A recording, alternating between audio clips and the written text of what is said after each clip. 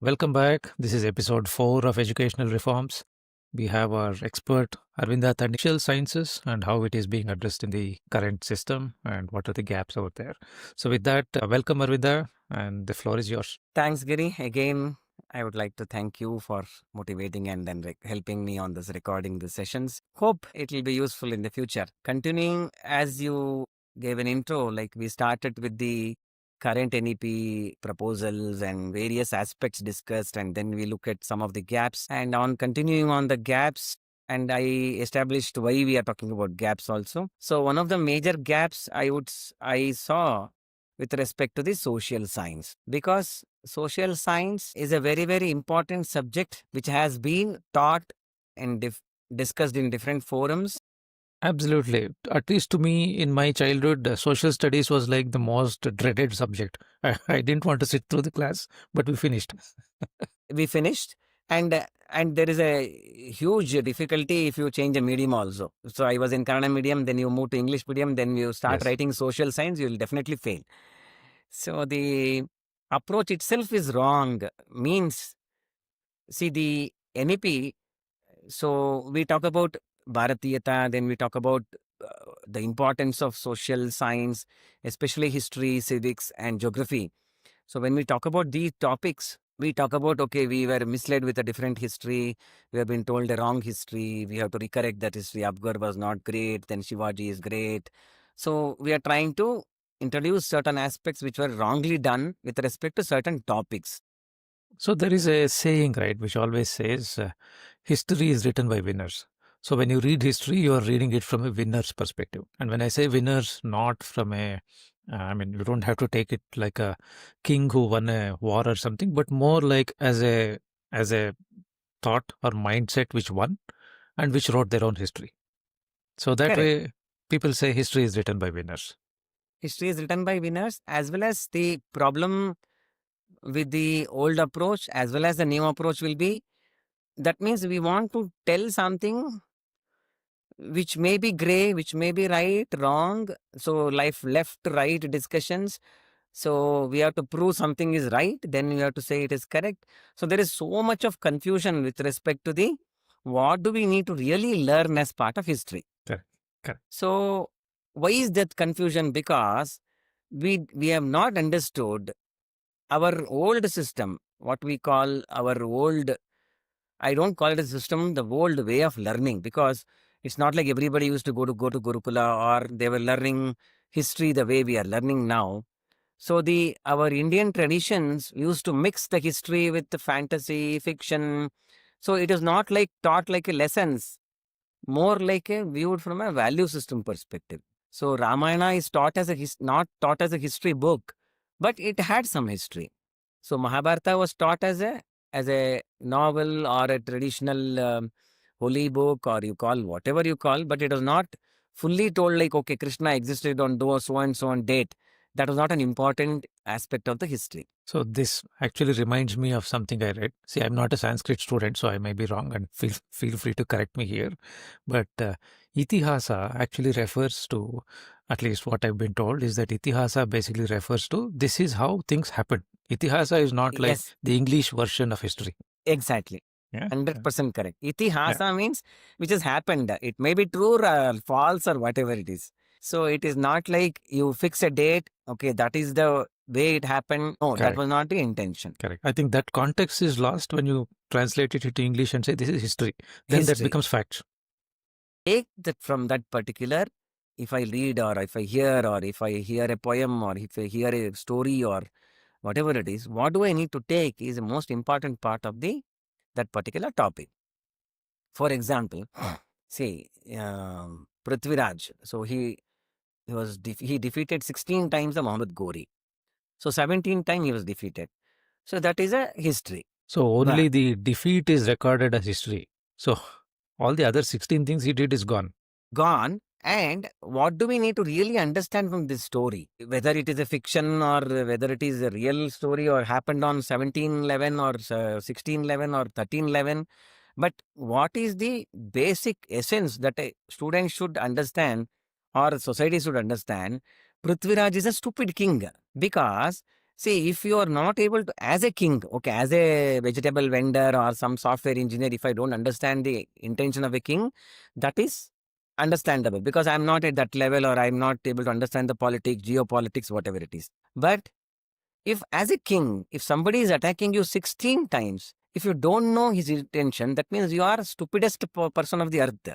You are unfit to be a king. Better you quit your king job and give it to somebody. So what happened 17 times? He won and he killed Prithviraj. Okay, you have a story like he has a Shabdavedi Vidya, he killed Gori also, but you allowed invaders to enter into this country. That is how you should understand history. It is not about only just greatness of somebody. Oh, he wins 16 times. That is So true. instead, taking the same example of somebody who resisted invaders, if we go more towards Chandragupta Maurya, I think that would have been a better example to go into books to talk about that particular concept of how we fought off invaders. Ha, this is one part of the history. That means you're looking at the whatever has happened or it may happen, may not happen as a truth or false, or you're deriving some aspects of it to build your society or future of the society or not to make some mistakes. So that is pride part or learning the actual history. That is one part.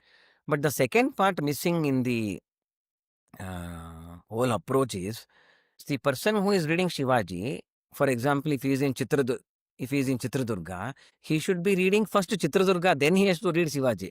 A person sitting in Bangalore should read Kempegoda first and then read Shivaji. Good point. Yes. So you forget the local Mm, kings and local history. Your entire surrounding, you are missing the entire surrounding. Your actual history, your geography, or is your local. You are forgetting about it. Then you are learning somebody who made a mistake there and then trying to adapt that mistake or correct that mistake. That is another part. Third part is every day you ask any student, are you going to use history in your everyday life? Whether you are going to use science or history more, people will say science. But just think for a moment. Without history, everyday life will not run. What does it mean? I think to me, history actually plays a very important role. Extremely important role. It basically gives us my identity. Like, who am I? What was the culture that all my ancestors gave to me, and as a society, what were our values? I think those are important. But again, just to be honest, at a child's level, when I was a student, I don't Hmm. think I understood You any are of not those things. understood. Correct. Not you. Experts also not understood. See, the what point I am trying to drive is, see, if you are hiring somebody, a software, you are a software field. I am also, we hiring a software person. One part we will test is technical aspect. What is the other part we look at it? We look at it is background. What is background? Background is history. Whether he is lying or whether his attitude is correct or whether HR will kind of look at his aspirations, they will look at so many aspects of the non-technical things which takes more precedence than your technical aspect. Correct. So So basically, the attitude they bring to the table, whether they will fit in the team, that all means those history things they are bring to the somewhat table. history. How Yes, is he a team worker? Whether he is a temperament? What is his temperament? His behavior. So you hire a maid in your home. you, you look at her skill, the first part, but the second part you look at her background, whether she is a thief or whether she was doing honestly in the different houses. So correct. every moment of your journey of life you'll be using history in various aspects. I think that's what you have put in the next line, which talks about NEP fails to articulate the learning of social science in school, and it is not really meant to change beliefs of society. Exactly.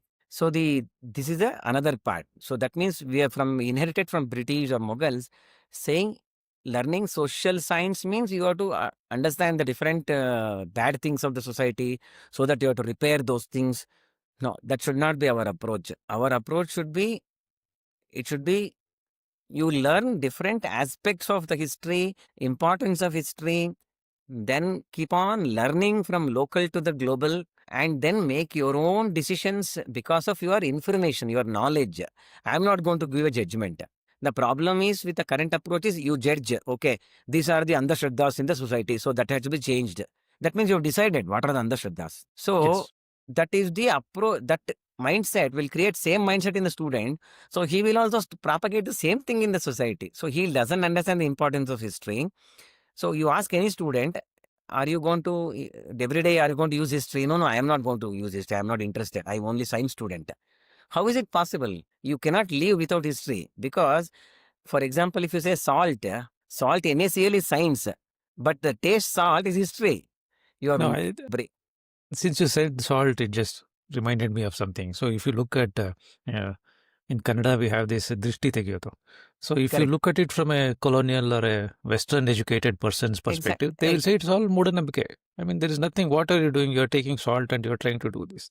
But the same person, if you had understood why this is being done and then made a judgment saying whether it's right or wrong, it would be different, right? For example, salt is like picking up all the static electricity from around the person. It's trying to ground something. I mean, this is the theory. Whether they accept the theory or not is a different one, but they don't even know what it is for.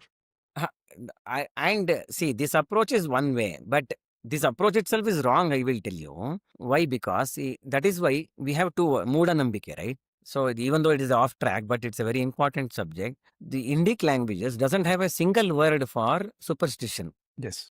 Why? Because we never believed in Andhashraddha. We called only Shraddha. We didn't call Correct. anything as Andhashraddha.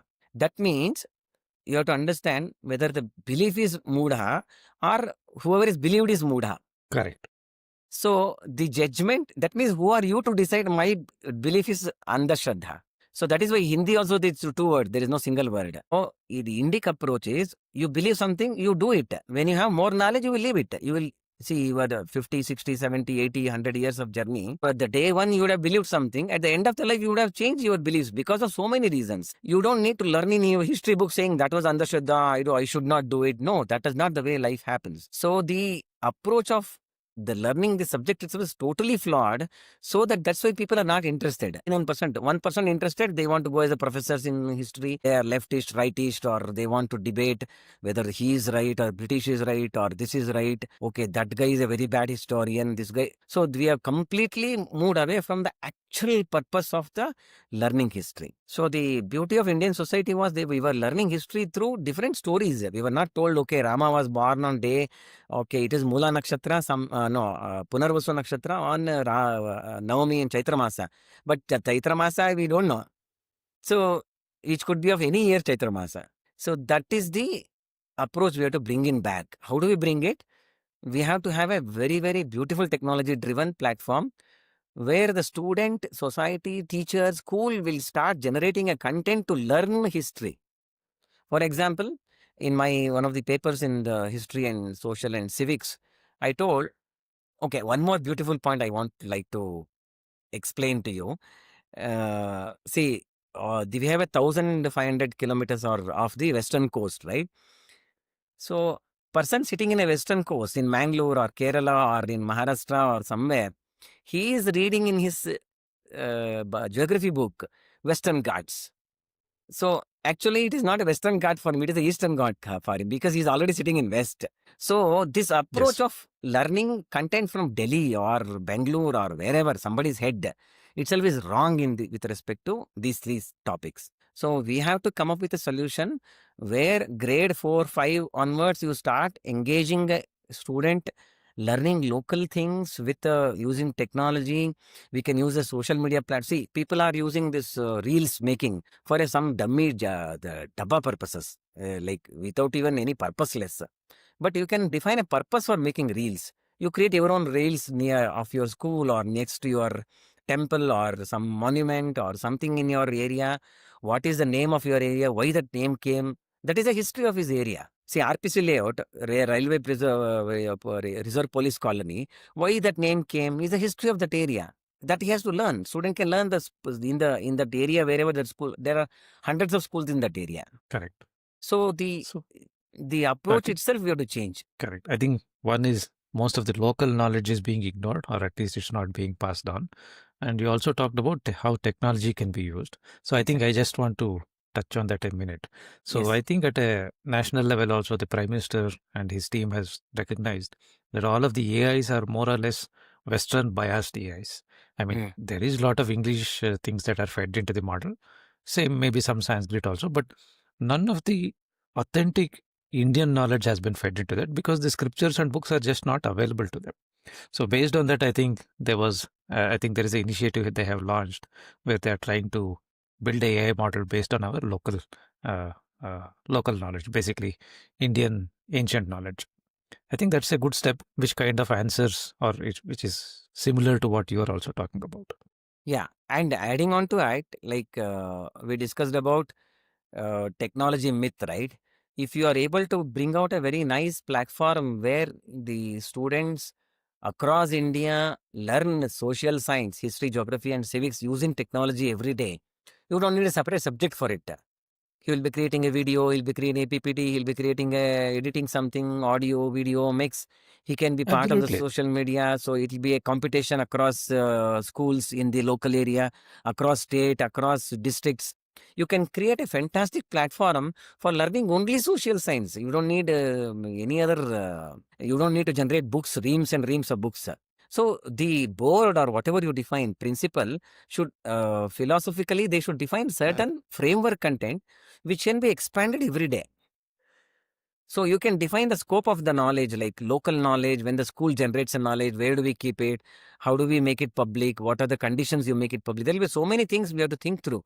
I I'm confident working in technology area. This solution can definitely change the perspective of learning social science, and it will definitely break the myth of learning social science through English. You can learn social science through Kannada, Sanskrit, or wherever, whichever language you want. Because That's correct. when I learn the history of my temple in my next to my house, or masjid in next to my house, or somewhere in Bangalore or wherever, you don't need to depend on any language. You can learn the history in your comfortable language. And exams also can be done with a very practical approach. You don't need to write 10 write 10 sentences on the Chitradurga fort, write the history of Madhukari Nayaka. That should not be our approach at all. Yeah, I understand what you're Right. saying. Basically, Okay.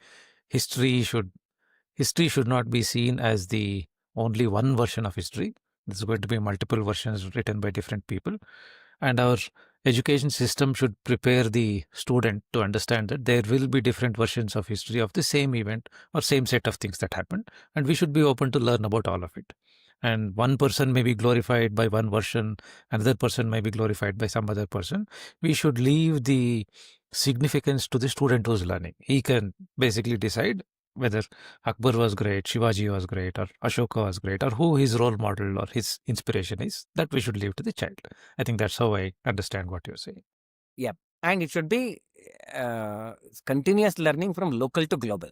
It's not And the like local part, yeah. somebody pushing from the top. No, continuous content generation with a supportive generation. Okay, what is Western Ghats? What is Eastern Ghat? All the definitions, all those content you provide. But whether he has to learn is a Western Ghat or Eastern Ghat depends on the very area where he is in. So how do you provide it? AI will help him to learn exactly what is the geography of his area, what is the history of his area. He can put the content, he can put a picture or text or voice or recording or anything in the technology using the technology. Fantastic. So I think we'll continue with the same Yep, format as earlier. We'll try yep, to keep this around 20 short. minutes. Yeah, Do you yeah. want to maybe just pull out the key points from today's discussion? So continuing on the gaps here, so one of the major problem I saw in the current education system and the proposed education system was learning social science as a subject. So we are continuing with learning it as a subject. So I want to say remove that part as totally. So you mix the technology learning with the social science learning, build a very nice framework, very robust framework so that anybody can learn social science starting from some age, and then they can continue to learn continuously using a technology platform. He can get different grades, so you can have a self-evaluation, group evaluation, or contest competitions among the communities or the schools, or you can have different approaches to grading or evaluation.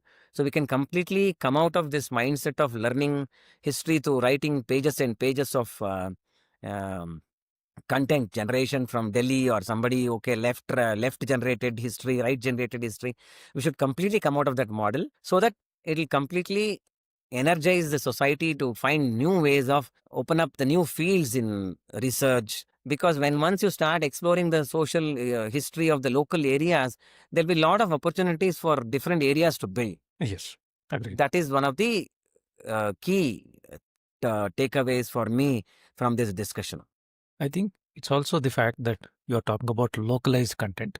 We should allow for some gaps in the overall, I don't know, prescribed syllabus or prescription, saying that this area will be managed or it will be created by the local content, whoever is the maybe the principal or I don't want to get into solutions, but So yeah, basically it's locally we have to find created. a very robust solution for it. I have ideas for it, but we have to sit and really work on it. It's not like one day we can come up with a solution.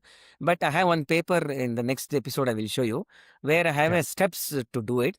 But that has to be worked out. But I'm confident this kind of a solution will definitely solve the learning methodology. There are various aspects that I highlighted. Yeah, fantastic to hear about these ideas. So, at least I personally had never spent much time to think through the education system. But as we go through this discussion, even I'm inspired to see that, yeah, there are a lot of changes we can suggest, and maybe the next generations will benefit from that.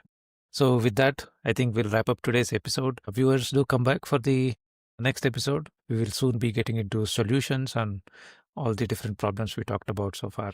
So, with that, thank you, Arvinda. We'll Thanks, catch up in the Giri. next episode. Yeah, yeah. Thanks for our time, and viewers also. Thanks for everybody till listening till here. Thank you. Thank you.